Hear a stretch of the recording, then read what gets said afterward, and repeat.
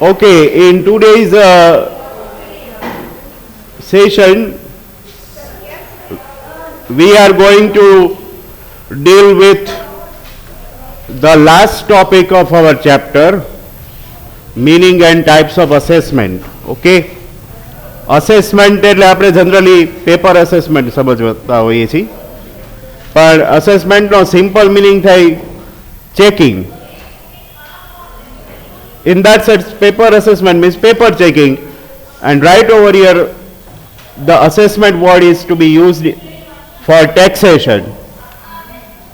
એટલે આપણે every year જે કોઈ પણ રિટર્ન ફાઇલ કરીએ છીએ ITR, જે પણ એપ્લિકેબલ હોય 1 2 3 4 5 6 7 એમાંથી કોઈ પણ રિટર્ન જે આપણે ફાઇલ કર્યું છે, રાઈટ, એને income tax authorities or rather income tax officer check કરે કે બધું બરાબર છે કે નહીં અને અપ્રૂવ કરે, એને એસેસમેન્ટ કહેવાય. એટલે simply the meaning is just one liner meaning કે આપણે આપણી ટોટલ ઇન્કમ કેલ્ક્યુલેટ કરીએ, એના ઉપર કેટલો ટેક્સ પે કરવાનો છે. પહેલાં તો ટેક્સ પે કરવાનો છે કે નથી કરવાનો, અને કરવાનો છે તો કેટલો કરવાનો છે, અને ક્યારે પે કરવાનો છે, આ બધી પ્રોસિજર આપણે હેન્ડલ કરીએ એને એસેસમેન્ટ કહેવાય. એસેસમેન્ટનો મિનિંગ સિમ્પલ જ છે, પણ એના ટાઈપ્સ જાજા છે. જુદી જુદી અનેક રીતે અસેસમેન્ટ થાય છે. You C, this is the list of assessment. There are total 5 types of assessments.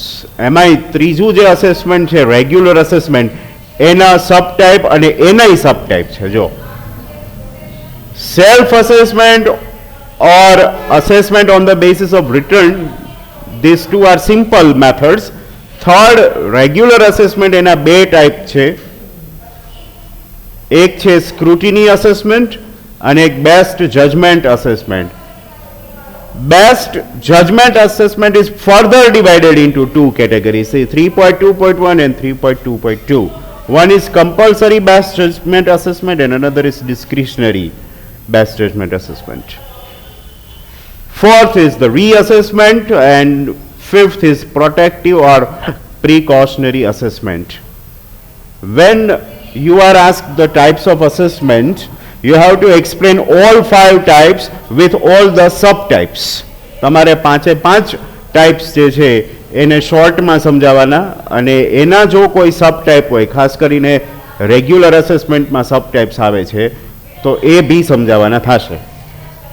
In that sense, this question is equally lengthy as the question of income tax return. Content wise જોવા જાવ તો. એટલે આ આખા ટોપિકનું weightage 14 માર્ક્સનું તમે કરી શકો. જો આને શોર્ટ નોટ ફોર્મમાં પૂછવું હોય તો થર્ડ ટાઈપ જે છે રેગ્યુલર અસેસમેન્ટ, એ શોર્ટ નોટમાં અલગથી પૂછાય છે. આખું ન પૂછવું હોય, explain various types of assessment, તો ખાલી રેગ્યુલર અસેસમેન્ટ પૂરતી જ શોર્ટ નોટ પૂછી શકાય, કારણ કે એમાં ટોપિક્સ પાછા છે. 5 માર્કની શોર્ટ નોટમાં રેગ્યુલર અસેસમેન્ટ એકલું ચાલે. Let us understand all the types one by one, starting from the first, that is self-assessment. Assessment made by oneself. આપણે જ આપણું જાતે અસેસમેન્ટ કરીએ. આપણને બધી સેક્શન્સની ખબર હોય, ITR ફોર્મ આપણને કયું લાગુ પડે છે એ ખબર હોય, આપણે જાતે જ ITR ફાઇલ કરતા હોય, આપણને આપણી પોતાની ટોટલ ઇન્કમ કેલ્ક્યુલેટ કરતા આવડતું હોય, એના ઉપર કેટલો ટેક્સ પે કરવાનો થશે એ બધું આપણે જાતે કરી શકીએ એમ હોય, તો આપણે સેલ્ફ અસેસમેન્ટ કરીએ. And self assessment is the best option of assessment. પણ એના માટે ઇન્કમ ટેક્સ એક્ટના બધા પ્રોવિઝન્સનું નોલેજ હોવું કમ્પલસરી છે. જે બધા ટેક્સ કન્સલ્ટન્ટ્સ હોય છે કે CA હોય છે, તો એ લોકો પોતાની ઇન્કમનું જાતે જ અસેસમેન્ટ કરતા હોય ને, એ લોકોને ખબર જ હોય. બીજાનું અસેસમેન્ટ એ પોતે કરી દેતા, પોતાની ઇન્કમનું તો એને ખબર જ હોય કઈ રીતે અસેસમેન્ટ કરવાનું. તો મોટાભાગે ટેક્સ પ્રેક્ટિશનર્સ કે CAs છે એ સેલ્ફ અસેસમેન્ટ જ કરતા હોય, અને પછી at the end of assessment એમને લાગે કે આપણે ટેક્સ પે કરવાનો છે તો એ કરી દઈએ બાય ડ્યુ ડેટ. કે રિફંડ લેવાનું હોય તો બી એની પ્રોસેસ જાતે કરી શકે. In short, under self assessment you don't take help of any CA. તમે બધી પ્રોસેસ જાતે જ કરો છો. અને જો તમને ઇન્કમ ટેક્સ પ્રોવિઝન્સની ખબર નથી કે આપણને આઈટીઆર 1 લાગુ પડે કે 2 લાગુ પડે એ ખબર નથી તો તમે બીજાની હેલ્પ લ્યો. એટલે તમે તમારું રિટર્ન સીએ પાસે ફાઇલ કરાવતા હોય તો શું કરો, તમે તમારી ઇન્કમની બધી ડિટેલ્સ આપી દો, તમારા bank statement, form number 16, investments, બધી ડિટેલ્સ જે છે એ ઝેરોક્સ કરાવીને સીએ આપી દો. On behalf of you chartered accountant will file the return. That is the second type.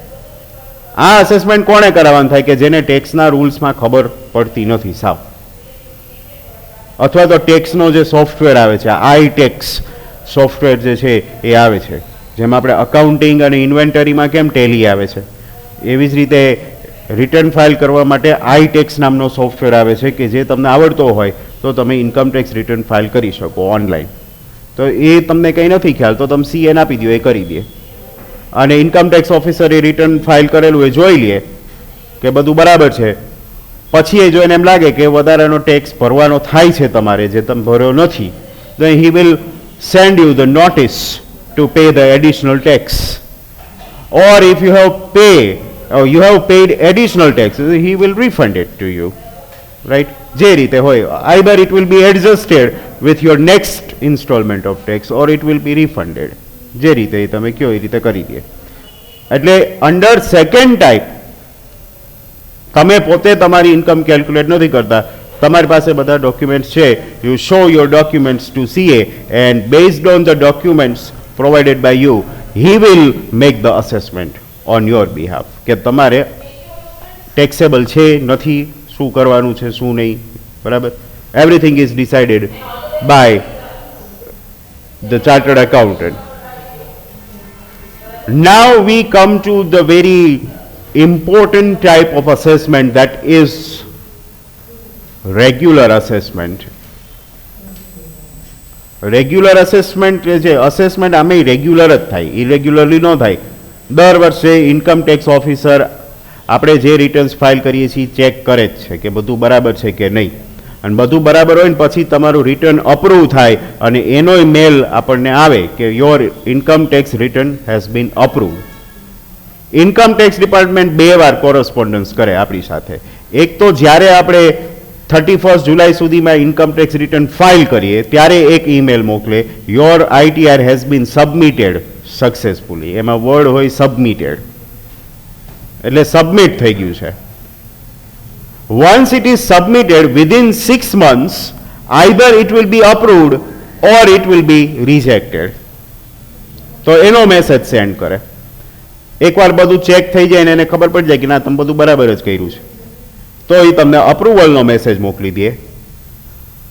અથવા જો એમાં કંઈ ડિફેક્ટ હોય તો એ એડિશનલ ડિટેલ્સ માટે પેલો રિજેક્શનનો મેસેજ મોકલે, એની સાથે નોટિસ મોકલે, જે આપણે હમણાં આગળ જોયું હતું ટાઈપ્સ ઓફ રિટર્ન્સમાં કે that is called defective return.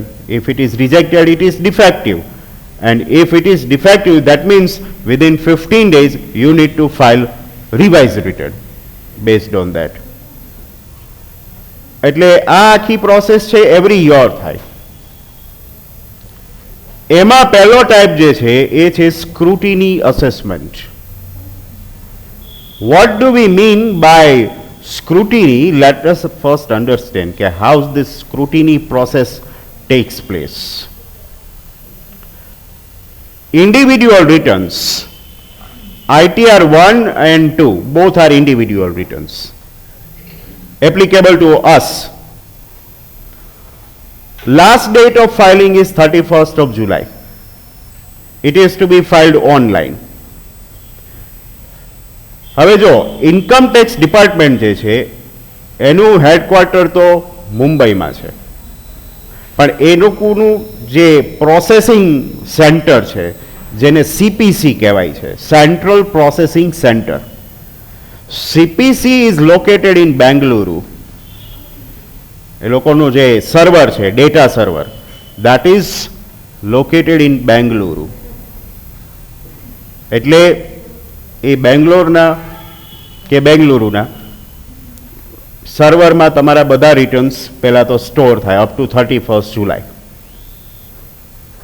Every year crores of returns are filed. I am talking about individual taxpayers only. અત્યારે આપણે ઓલા ફોર્મ્સ ને કંપનીઝના રિટર્ન ન ગણીએ તો ઇન્ડિવિડ્યુઅલ્સને લાગુ પડતા ITR 1 ને 2 બી કરોડ્સમાં હોય છે. For example last year for 2019-20 more than 3,50,00,000 returns have been filed. 3.5 કરોડથી ઉપર રિટર્ન્સ એ ફાઇલ થયેલા. હવે તમે વિચારો આ એક રિટર્ન જે છે બરાબર છે એ ચેક કરવાનું ઓનલાઈન હોય બરાબર, એ તો પીડીએફમાં હોય, એક રિટર્ન ઓપન કરે ને જોવે બધું બરાબર છે કે નહીં, એના પ્રૂફ સાથે મેચ કરે ને બરાબર પછી અપ્રૂવ કરે. તો 3.5 કરોડ્સ એ બહુ મોટો ફિગર છે જ્યારે તમે ચેક કરવા બેસો ત્યારે. એટલે બધા રિટર્ન્સ જે છે ને એ લોકો ચેક ન કરે, એમાંથી એક રેન્ડમ સેમ્પલ લે. રેન્ડમ સેમ્પલ તમે સેમ્પલિંગ ટેકનિક સ્ટેટિસ્ટિક્સમાં ભણ્યા હશો. સેમ્પલિંગ ટેકનિક્સ મેઇનલી બે હોય, એક રેન્ડમ સેમ્પલિંગ હોય અને એક સ્ટ્રેટિફાઈડ સેમ્પલિંગ હોય.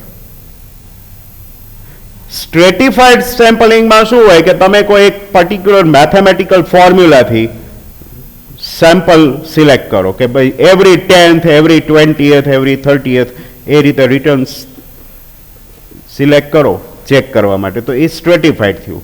અને રેન્ડમ સેમ્પલિંગમાં શું હોય, without any rule you pick up the random returns or random samples. Previously, 10% sample was selected out of the total returns filed.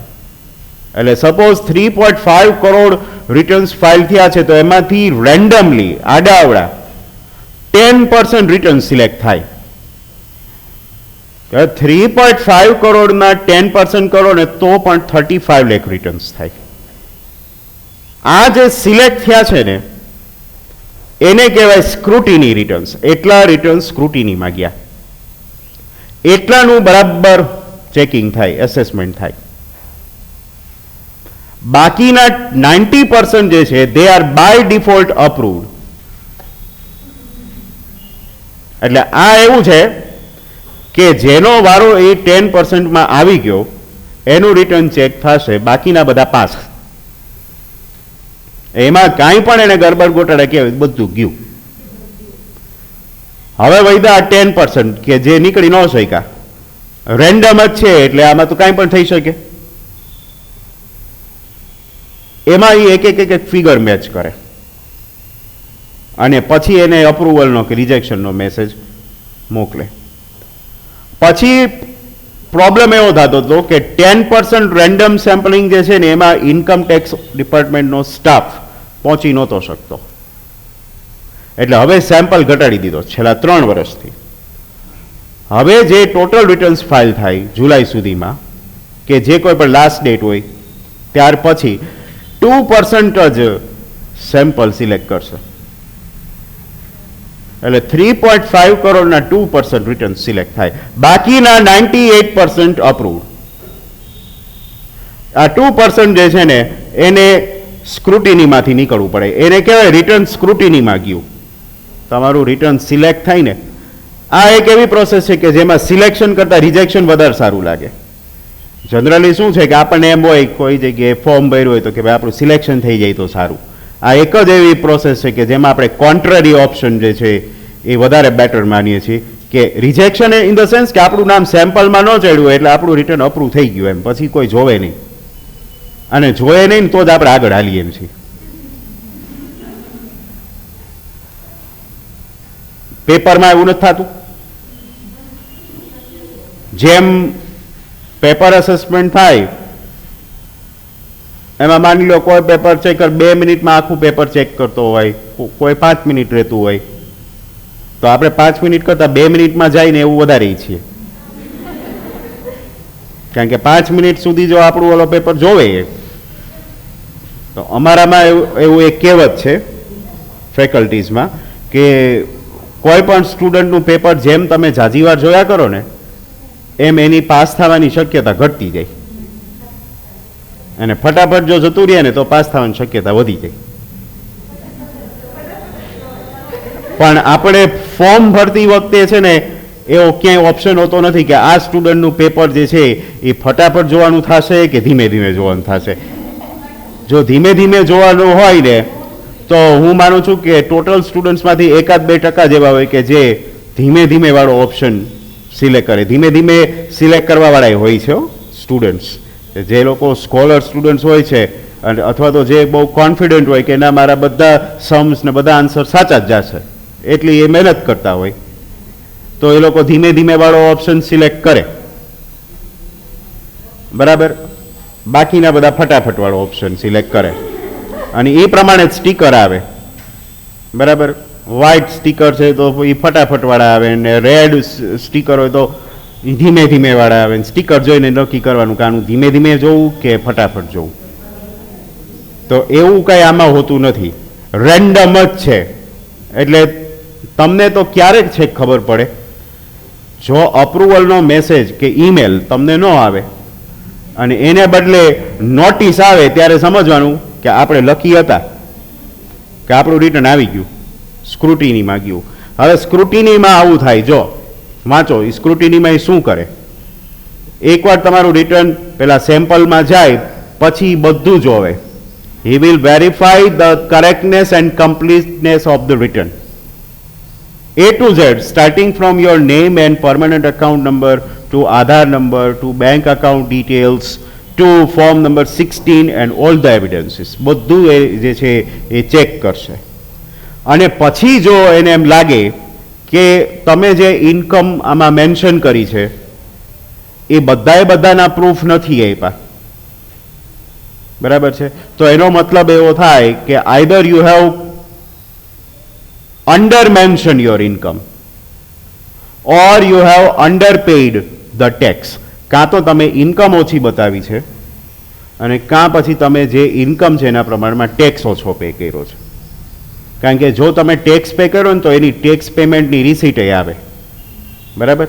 A tax પેમેન્ટની રિસીટ ભેગી જ જોડવાની હોય અથવા તો સ્કેન કરીને અપલોડ કરી દેવાની હોય જો તમે ઓનલાઈન ફાઇલ કરતા હો તો. એટલે આ બધું કાંઈ પણ ઘટતું હોય અને એને ડાઉટ જાય કે ભાઈ તમે કોઈ ઇન્કમ છુપાવી રહ્યા છો તો એ તમને નોટિસ મોકલશે. પણ આમાં નોટિસ મોકલવા માટેનો ટાઈમ પીરિયડ ફિક્સ જ છે કે નોટિસ વિધિન 6 મહિનામાં જ મોકલી દેવાની થાય. એટલે 31 જુલાઈ જાય એટલે 1 ઓગસ્ટથી એ લોકોની કામ ચાલુ થાય. 31 જુલાઈથી 6 મહિનાની અંદર જો તમને નોટિસ ન આવે તો તમે માની શકો કે આપણું રિટર્ન અપ્રૂવ થઈ ગયું હશે. સ્ક્રુટિનીમાં ગયા પછી એ અપ્રૂવ થઈ જાય, એવું નથી કે સ્ક્રુટિનીમાં જાય એટલે એ લોકો એમાંથી કંઈક ને કંઈક ફોલ્ટ કાઢે છે. તો આપણે પ્રોપર રિટર્ન ફાઇલ કર્યું હોય, બરાબર, તો એમાં કંઈ એ લોકોને જરૂર ન પડે એડિશનલ ડિટેલ્સની તો એ નોટિસ ન પણ મોકલે. નોટિસ આવે એવું જરૂરી નથી, આપણે બરાબર રિટર્ન ફાઇલ કર્યું હોય તો નોટિસ ન પણ આવે. પણ જો નોટિસ આવે તો એનો આન્સર આપવો કમ્પલસરી છે.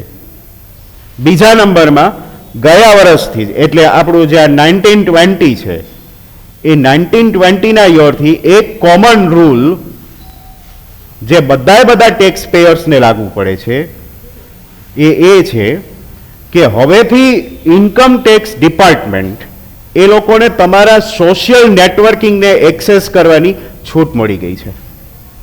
સોશિયલ નેટવર્કિંગ એટલે માનો કે તમે ઇન્સ્ટામાં છો કે એફબીમાં છો, મોસ્ટલી આમાં બધા પ્રેઝન્ટ હોય છે, તો એમાં તમે જે ટાઈપના ફોટોગ્રાફ્સ અપલોડ કરો છો એમાં તમે ઓલા ફિલોસોફીના કોટ્સ ને એવું બધું કાઢી નાખો.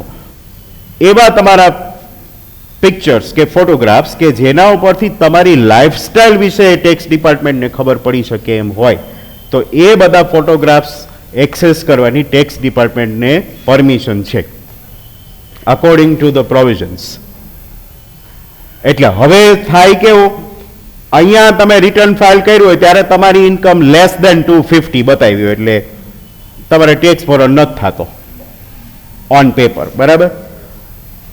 તમારા ફેસબુક ઉપર જઈને એ લોકો જોવે તો એમાં તમારી લાઇફસ્ટાઇલ રિલેટેડ કોઈ પણ પિક્સ તમે મૂકેલા હોય, તમે ક્યાંય હોટલમાં ગયા હોય ને ત્યાં આગળના પિક્સ, કે કારમાં ડ્રાઇવિંગ કરતા હોય, કે કાર સાથે ફોટોગ્રાફ પાડેલા હોય, કે કોઈ ફોરેન કન્ટ્રીમાં ટૂર ઉપર ગયા હોય ને ત્યાં ફોટોગ્રાફ્સ પાડ્યા હોય, તમે FB માં નાખ્યા હોય, ઇન્સ્ટામાં નાખ્યા હોય, બરાબર, તો એના ઉપરથી એવું માની શકે ખરા કે ભાઈ તમે આટલી કોસ્ટલી કાર અફોર્ડ કરી શકો છો, કે ફોરેન ટ્રાવેલિંગ અફોર્ડ કરી શકો છો, તો તમારી ઇન્કમ લેસ દેન 2,50,000 ન જ હોય. અને એના ઉપરથી એનું ક્લેરિફિકેશન તમને માંગી શકે કે એક્સપ્લેન ધીસ ફોટોગ્રાફ્સ. બરાબર, તમે ફ્રાન્સ ફરી આવ્યા હોય ને એફિલ ટાવર આરે ફોટો પડાવી આવ્યા હોય, કા લંડન બ્રિજ ઉપર ફોટો પાડ્યો હોય, કે આમાં ન્યુયોર્કમાં આટા મારતા હોય ને અહીંયા પછી તમારી ઇન્કમ 2 લાખની બતાવી હોય. એટલે એક સીધો ડાઉટ એ લોકોને જાય કે જો તમે આટલું બધું ટ્રાવેલિંગ કરો છો, ફોરેન કન્ટ્રીમાં ટ્રાવેલિંગ કરો છો, તો 2 લાખ સુધીની કે 2,50,000 સુધીની ઇન્કમ તો ન જોઈએ, તો તમને કેમ પોસાય? એટલે હવે પછીથી છે ને જ્યારે પણ તમે પિક્સ જે છે અપલોડ કરો ત્યારે એવું નહીં માનતા કે this pics are secured in the sense કે એ જે કંપની છે ફેસબુક કે ઇન્સ્ટા, બરાબર, એ કોઈ થર્ડ પાર્ટીને તમારો ડેટા વેચી નથી શકતી, પણ આપણો જે ડેટા છે અહીંયા ઇન્ડિયન સર્વરમાં જ સેવ થાય છે according to our data security laws. Income tax ડિપાર્ટમેન્ટને એ ડેટા એક્સેસેબલ છે, બરાબર. પ્લસ તમે બેંક સ્ટેટમેન્ટ ભેગા જોડેલા હોય છે, એ બેંક સ્ટેટમેન્ટની એન્ટ્રીઝ જોવે, એમાં કોઈ પણ એન્ટ્રી, સિંગલ એન્ટ્રી 2,50,000 થી અપ હોય ને, બરાબર, એટલે એના ઉપર ટીક માર્ક એ કરે છે કે આ 250 નું શું છે ક્લેરિફિકેશન્સ, એ તમને પૂછી શકે. તમે જવાબ ન દો ને તો તમારી જે બેંક છે ને એ નહીં પૂછી શકે. એટલે આમાં એક ફિગર બહુ કેરફુલી મૂકવાનો, આડેધડ ફિગર મૂકીને ટોટલ કરી દેવાનો અને પછી માઇનસ કરીને 250 ની અંદર લઈ લેવાનું એટલું ઇઝી હવે નથી રહ્યું, right. That is scrutiny assessment, કે જે રિટર્ન્સ સેમ્પલમાં સિલેક્ટ થાય એટલાનું જ વેરિફિકેશન થાય, બરાબર છે. અને એમાં જો કંઈ ઘટતું હોય તો તમને એ નોટિસ મોકલે, જેનો તમારે જવાબ આપવો પડે. પણ નોટિસ મોકલવા માટેનો ટાઈમ પીરિયડ વિધિન 6 મહિના, જુલાઈથી સ્ટાર્ટ કરીને, એટલે August, September, October, November, December અને જાન્યુઆરી. 31 જાન્યુઆરી સુધીમાં તમને કોઈ નોટિસ ન આવે, બરાબર છે, તો પછી નોટિસ નહીં આવે તો તમે માની લો કે આપણું રિટર્ન અપ્રૂવ થઈ ગયું. ત્યાં સુધી એક લટકતી તલવાર રીએ ખરા. જો કે નોટિસ આવે ને, બરાબર છે, તો એમાં ડરી ન જવાનું હોય. આપણને જો નોટિસ આવે તો એ આપણે આપણા સીએ, કે જેની પાસે આપણે રિટર્ન ફાઇલ કર્યું હતું ને, એને મોકલી દેવાની હોય. એ નોટિસનો જવાબ સીએ જ આપી દે, કારણ કે આપણા ફિગર્સ કઈ રીતે ગોઠવા હોય એ આપણા સીએને તો ખબર જ હોય, આપણે એની થ્રુ રિટર્ન ફાઇલ કર્યું હતું એટલે એ સમજાવી દે બધું, પછી બીજી વખત નોટિસ ન આવે. CA is a kind of financial lawyer, he is a financial lawyer. એ બધી સેક્શન્સ કોટ કરીને કે આ ફિગર આ સેક્શન વાળો છે, આ ફિગર ફલાણી સેક્શન વાળો છે, બધું સમજાવી દે સરસ રીતે. બીજી ફેરે ઓલા પૂછે જ નહીં. તો સ્ક્રુટિની પછી આવે છે બેસ્ટ જજમેન્ટ અસેસમેન્ટ. અહીંયા આગળ જજમેન્ટ આપણું નથી, બરાબર, આપણું જજમેન્ટ તો ખોટું જોવાનું એ લોકોની નજરમાં. અહીંયા જજમેન્ટ છે ઇન્કમ ટેક્સ ઓફિસરનું, તમે વાંચો. ઘણી વખત જે છે એ ડેટા ઇનકમ્પ્લીટ હોય, ડેટા ઇનસફિશિયન્ટ હોય, આપણે જે ડિટેલ્સ પ્રોવાઈડ કરી છે એ ઇનસફિશિયન્ટ હોય, સપોર્ટિંગ ડોક્યુમેન્ટ્સ ઓછા હોય, એટલે એ વધારાના ડોક્યુમેન્ટ્સ આપણી પાસે માગે. પણ હવે એ ડોક્યુમેન્ટ્સ આપણી પાસે નથી, બરાબર છે. આપણે નોટિસનો જવાબ આપી દીધો કે ભાઈ તમે જે ડોક્યુમેન્ટ્સ માગો છો એ ડોક્યુમેન્ટ્સ નથી. ફોર એક્ઝામ્પલ, તમે સેમ 5માં પેલું ઇન્કમ ફ્રોમ હાઉસ પ્રોપર્ટી ભણ્યા હતા, હાઉસ રેન્ટ. આપણે આપણું હાઉસ કોઈને રેન્ટ ઉપર આપ્યું હોય, મેં તમને વાત કરી હતી કે હાઉસ રેન્ટ આપણને મળે ને તો સામે આપણે એની રિસીટ આપવી પડે ટેનાન્ટને. હવે જનરલી આપણે અહીંયા સૌરાષ્ટ્રમાં એવો ટ્રેન્ડ નથી રિસીટ આપવાનો, બરાબર. આપણને ભાડું મળે ને તો સામે ભાડા ચિઠ્ઠી આપવી પડે, આપણે રિસીટ બુક મેન્ટેન કરતા નથી હોતા. હવે હાઉસ રેન્ટ તમે બતાવ્યું તો એનો ડોક્યુમેન્ટ શું, પ્રૂફ શું કે આ જે રેન્ટ છે એ સાચું છે, તો એના પ્રૂફમાં તમારે હાઉસ રેન્ટ એની રિસીટ આપવી પડે. તમે દર મહિને મહિને આપતા હોય તો 12 રિસીટ આપવી પડે. આખા વર્ષનું ભેગી એક રિસીટ આપો, પણ એની રિસીટ હોવી જોઈએ. અને અહીંયા આપણે તો ભેગી જોડી ન હોય, તો ઇન્કમ બતાવી છે, પ્રૂફ નથી. જો પછી એણે તમારી પાસે નોટિસ મોકલી કે ભાઈ આ તમે રેન્ટ તમને મળ્યું છે, બરાબર, 1,20,000 નું રેન્ટ, એની રિસીટ આપો. અને તમે જવાબ આપી દીધો કે એની કોઈ રિસીટ નથી, પ્રૂફ નથી. તો આવા કેસમાં એણે એના જજમેન્ટ ઉપરથી તમારું અસેસમેન્ટ કરવાનું થાય કે તમે કઈ જગ્યાએ રહ્યો છો, એ જે એરિયા છે એનું એક્સપેક્ટેડ રેન્ટ કેટલું હોય. આપણે ખબર છે હાઉસ પ્રોપર્ટીના ચેપ્ટરમાં એક્સપેક્ટેડ રેન્ટ એવું એક પેલું આવતું, ફેર રેન્ટ કે રીઝનેબલ રેન્ટ. એ જોવે કે ભાઈ તમે રાજકોટમાં રહ્યો છો, તમારું હાઉસ કાળાવાડ રોડ ઉપર છે, એ તમે રેન્ટ ઉપર આપેલું છે, તો કાળાવાડ રોડ ઉપર કઈ રેન્જમાં રેન્ટ ચાલતું હોય એ બધું જોઈ અને પોતાનું જજમેન્ટ અપ્લાય કરે, બરાબર. અને એ પ્રમાણે તમારી ઇન્કમનું અસેસમેન્ટ કરે કે તમે હાઉસ રેન્ટ ભલે 1,20,000 બતાવ્યું છે, પણ કાળાવાડ રોડ ઉપર રેન્ટ જે છે આટલા ચાલે છે, એ પ્રમાણે તમારી ઇન્કમ આશરે આટલી થવી જોઈએ, બરાબર. એ આખું પોતાની કોમન સેન્સ ઉપરથી ડિસાઇડ કરે. એટલા માટે જ આને બેસ્ટ જજમેન્ટ અસેસમેન્ટ કહે છે. બેસ્ટ જજમેન્ટ અસેસમેન્ટ જે છે એ ત્યારે જ આવે કે જ્યારે રેકોર્ડ જે છે અવેલેબલ ન હોય. ઇન્કમ છે, રેકોર્ડ નથી, અને રેકોર્ડ અવેલેબલ થઈ શકે એમ નથી, તો એણે પછી પોતાની બુદ્ધિ વાપરવી પડે. And they are intelligent officers. એટલે ટેક્સ પેયર્સ જે છે એ કોઈ આડાવડા બાના કાઢે તો એ લોકોને ગળે ઉતરી જાય એવું કોઈ માનવાને કારણ છે નહીં, રાઈટ. સી પણ અહીંયા આગળ એક વસ્તુ છે, he has to consider all relevant material which are needed to make the assessment of total income or loss to the best of his knowledge without any bias. એટલે કોઈ ટેક્સ પેયર માટે એને બાયસ રાખવાનો થાય નહીં કે હું આની પાસેથી વધારે ટેક્સ હડપ કરી જ લઉં, બરાબર છે. હવે તો શું થાય છે, પહેલાં તો એવું હતું કે આપણે પ્રૂફ્સ ન આપીએ ને એટલે નોટિસ એ લોકો કઈ રીતે મોકલતા, આપણે અહીંયા રૂબરૂ હાજર થવું પડતું ટેક્સ ડિપાર્ટમેન્ટની ઓફિસમાં. નિયમ એવો હતો. આમાં કાંઈ પણ ઘટે એટલે એ લોકો આપણને અહીંયા રૂબરૂ બોલાવતા.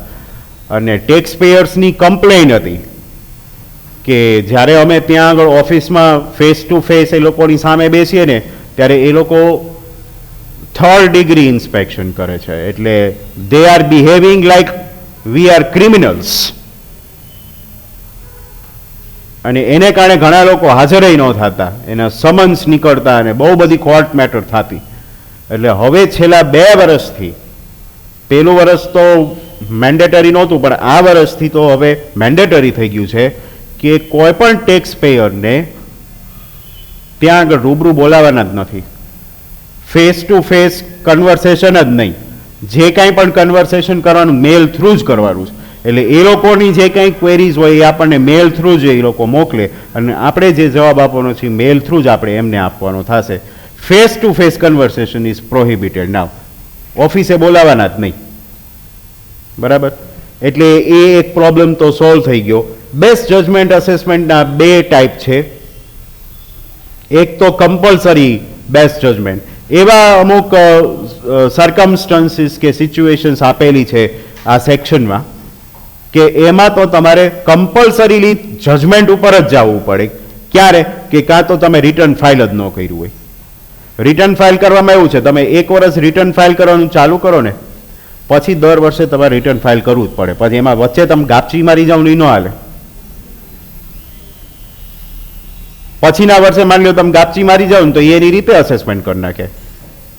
એના કરતાં બેટર છે કે આપણે એકવાર રિટર્ન ફાઇલ કરવાનું ચાલુ કરીએ પછી દર વર્ષે રિટર્ન ફાઇલ કરીએ છીએ. અને શક્ય હોય ને ત્યાં સુધી તો આપણી ઇન્કમ 250 ની ઉપર જાય પછી તો કમ્પલસરી છે જ. 250 ની નીચે હોય ને ત્યાં સુધી રિટર્ન ફાઇલ ન કરો તોય ચાલે. વન્સ ઇટ એક્સિડ્સ 2,50,000 તમારે કમ્પલસરી આઈટીઆર ફાઇલ કરવાનું જ છે. તો ત્યાં સુધી અવોઇડ કરો. પછી એકવાર ચાલુ કરશો ને પછી એક યર મિસ નહીં થાય. જો તમે નહીં ફાઇલ કરો તો એના જજમેન્ટ ઉપરથી તમારી ઇન્કમનું અસેસમેન્ટ કરશે જ.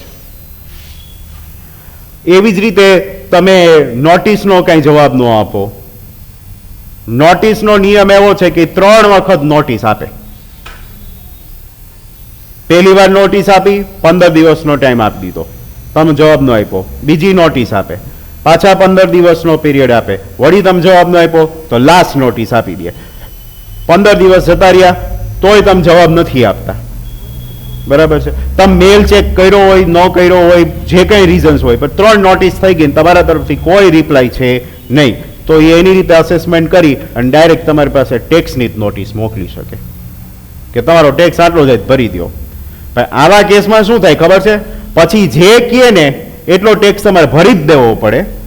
પછી તમે અપીલ ન કરી શકો કે ના આ અસેસમેન્ટ ખોટું છે ને તમે વધારે પડતી મારી ઇન્કમ જે છે એ અસેસ કરી છે, મારે આટલો ટેક્સ ભરવાનો થતો જ નથી, આવું કાંઈ કહી ન શકો.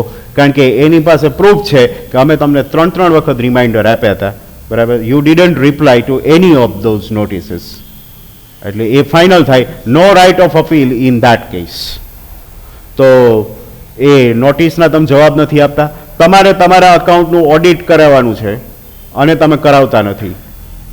ઓડિટિંગનો રૂલ ખબર છે? ઓડિટ ક્યારે કરાવવું પડે સીએ પાસે? જ્યારે તમારી 1 વર્ષમાં ઇન્કમ 1 કરોડથી ઉપર જાય ને ત્યારે એનું ઓડિટ કરાવવું કમ્પલસરી છે સીએ પાસે. લેસ દેન 1 કરોડ નો ઓડિટિંગ રિક્વાયરમેન્ટ.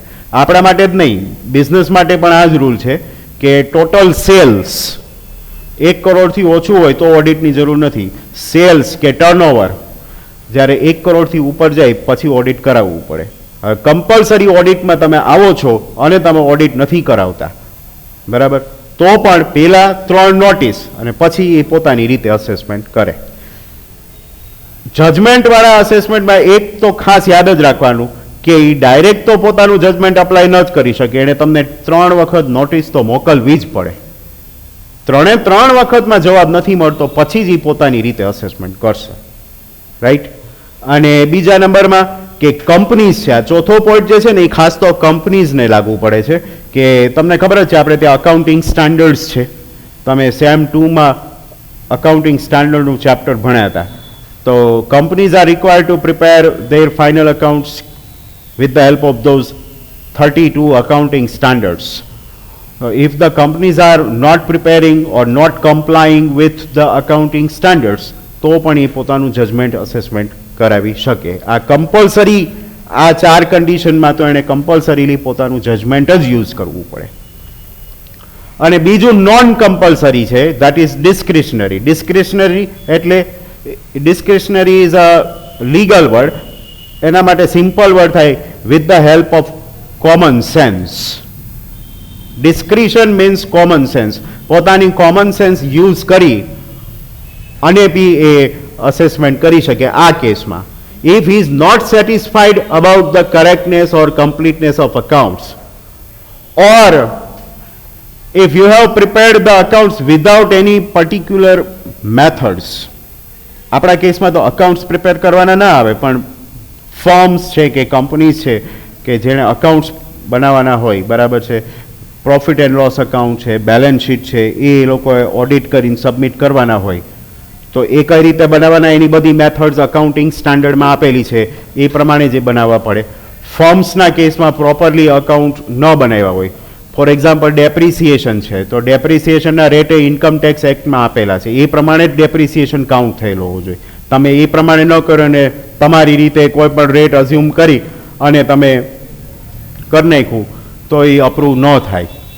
તમને યાદ હોય તો આપણે એક ચેપ્ટર આવતું સેમ 5માં income from business. Income from બિઝનેસમાં આપણે પેલું સ્ટેટમેન્ટ બનાવતા, એમાં એક હેડિંગ આવતું નીચે એડ ઇનએડમિસિબલ એક્સપેન્સ. એ ઇનએડમિસિબલ એક્સપેન્સમાં આપણે કયા એક્સપેન્સ લેતા? તો કે એ બધા એક્સપેન્સ P&L અકાઉન્ટમાં ડેબિટ થયા હોય પણ ઇન્કમ ટેક્સ ડિપાર્ટમેન્ટ એને અપ્રૂવ ન કરતો હોય, એટલે આપણે એને ઇન્કમમાં પાછા એડ કરી દેતા. એટલા માટે જ એનું ટાઇટલ એવું હતું, inadmissible expense. So if wrong method has been adopted while preparing accounts, then he may use his discretion power to make assessment of your income. Reassessment, એક વખત અસેસમેન્ટ થઈ ગયું પછી એને એવું લાગે કે તમે ઇન્કમ છુપાવો છો તો એ તમારું અસેસમેન્ટ જે છે એને રીઅસેસમેન્ટમાં જવા દઈ શકે, તમારે ફરીથી રીઅસેસમેન્ટ કરવું પડે. રીચેકિંગ ઓફ પેપર, રીચેકિંગ, આપણે રીઅસેસમેન્ટ કરાવો છો તમે લોકો. રીઅસેસમેન્ટ જ્યારે ક્યારે આવે? તમારું અસેસમેન્ટ એક વખત પૂરું થઈ ગયું, તમારું રિઝલ્ટ ડિક્લેર થઈ ગયું, માર્ક્સ આવી ગયા, પછી તમને એવું લાગે, if you are not satisfied with the marks, તમને ખબર હોય તમારું પેપર સારું ગયું હતું, તમારા બધા આન્સર્સ ટેલી થઈ જતા હતા, બરાબર, તોય તમને માની લો આઉટ ઓફ 70 ખાલી 30 માર્ક્સ જ મળ્યા છે, and your target was around 60 to 70, in the range of 60 to 70, obviously you will go for the reassessment. તો રીઅસેસમેન્ટ એટલે અહીંયા તમે રીઅસેસમેન્ટ કરાવી શકો અને ઇન્કમ ટેક્સ ઓફિસરે રીઅસેસમેન્ટ કરાવી શકે કે ભાઈ મને નથી લાગતું કે આ ભાઈની ઇન્કમ 250 થી ઓછી છે, મને એવું લાગે છે એની ઇન્કમ 10 થી ઉપર જ છે અને એણે એની ઇન્કમ ખોટી બતાવી છે, તો એ રીઅસેસમેન્ટ ઓર્ડર કરી શકે છે. આ બહુ એક્સેપ્શનલ કાઇન્ડ ઓફ અસેસમેન્ટ છે, પ્રોટેક્ટિવ ઓર પ્રિકોશનરી અસેસમેન્ટ. જનરલી રેડ પડે ને ત્યારે આ અસેસમેન્ટ આવે. રેડને આ લોકોની જે લેંગ્વેજ છે, ટેક્સ ડિપાર્ટમેન્ટની લેંગ્વેજ હોય ને એને ટેક્સોનોમી કહેવાય. ટેક્સોનોમીમાં રેડ માટે વર્ડ યુઝ થાય છે સર્ચ એન્ડ સીઝર. એનું આખું ચેપ્ટર છે કે રેડ પાડવી હોય ને તો એની આખી પ્રોસિજર છે એ ફોલો કરવી પડે. એમ ગમે ત્યારે આપણી ઘરે આવીને ઉભા રહી જાય એમ ન હોય. કોઈ પણ પર્સન જે છે, બરાબર, એને તમે રેડમાં ઝપટમાં લેવો હોય તો પહેલાં તો કમિશનર ઓફ ઇન્કમ ટેક્સ હોય ને, બરાબર, એને તમારે કહેવું પડે, એની અપ્રુવલ લેવી પડે. એ કમિશનર ઓફ ઇન્કમ ટેક્સ એ જે તે સિટીમાં હોય, બધા સિટીમાં કમિશનર ઓફ ઇન્કમ ટેક્સ હોય. રાજકોટમાં તમે રહેતા હોય ને તમારા રેડ પાડવી હોય તો Rajkot commissioner of income tax, municipal commissioner નો હાલે કે પોલીસ કમિશનર નો હાલે, ઇન્કમ ટેક્સના કમિશનરની સિગ્નેચર કરેલી રેડની નોટિસ હોય એ લઈને જવું પડે અને તમારે જવાનું થાય ડાયરેક્ટ એના બિઝનેસ પ્રિમાઇસમાં, અને એ બી વર્કિંગ આવર્સ દરમિયાન ચાલુ થવી જોઈએ. બિગિનિંગ ઓર સ્ટાર્ટિંગ ટાઈમ વર્કિંગ આવર્સ નો હોવો જોઈએ. That may continue beyond working hours. આપણે પેપરમાં વાંચતા જોઈએ છીએ ઘણીવાર ઓવરનાઇટ જે છે એ સર્ચ એન્ડ સીઝર ચાલતું હોય છે, પણ એ ચાલુ તો વર્કિંગ આવર્સમાં જ થઈ હોય અને એ નોટિસ તમે એને બતાવો, એ બતાવવાની જ હોય ખાલી, બરાબર, એને કંઈ અપ્રૂવ કરવાની ને એવું કંઈ ન હોય.